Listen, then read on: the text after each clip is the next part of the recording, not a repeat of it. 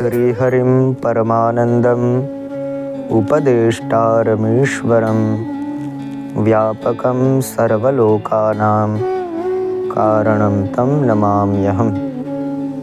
आप सभी को जय श्री कृष्ण, जय सिया राम, जय श्रीमन्नारायण। पूर्व के सत्संग में हमने ध्रुव जी द्वारा जो भगवान की स्तुति की गई है उनसे भगवान को प्रणाम किया, नमस्कार किया। आज के इस सत्संग में हम जो गंगा जी का प्रादुर्भाव कहाँ से हुआ, गंगा जी कहाँ से आए, उनके बारे में चर्चा करेंगे। मूल वैसे तो पता है कि गंगा जी चली गई थी और फिर भगीरथ जी ने तप किया और शिव जी प्रसन्न हुए और फिर गंगा जी पृथ्वी पर आई। पर गंगा जी मूल कहाँ से आए?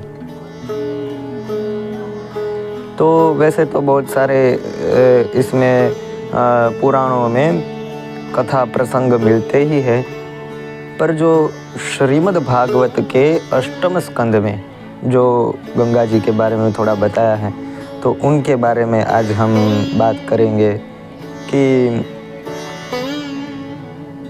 बलि राजा का प्रसंग है, बड़ा प्रसिद्ध प्रसंग है, तो हम उसका विस्तार तो नहीं करेंगे, पर जो मूल बात है गंगा जी वाली वही बात हम करेंगे। तो राजा बलि ने जब भगवान के चरणों का पूजन किया और चरण पूजा करने के बाद देखा तो भगवान का स्वरूप बहुत विशाल हो रहा था। भगवान विशाल स्वरूप धीरे धीरे धारण कर रहे थे और भगवान ने इतना विशाल स्वरूप धारण कर लिया कि सप्तलोक पार कर दिए।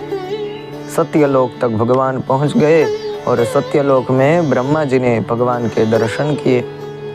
ब्रह्मा जी ने भगवान का दर्शन किया और दर्शन करते ही भगवान के चरणों की पूजा करने लगे। ब्रह्मा जी पाद प्रक्षालन किया और पाद प्रक्षालन में जैसे ही वो जल भगवान को स्पर्श हुआ तो गंगा जी में परिवर्तित हो गया, वो जल गंगा जी बन गया।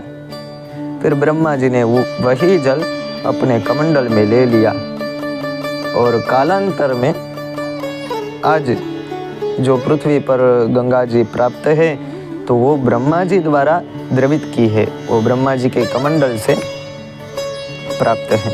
इसलिए गंगा जी का एक नाम ब्रह्म द्रव ये भी कहा जाता है, क्योंकि ब्रह्मा जी द्वारा द्रवित हुई है।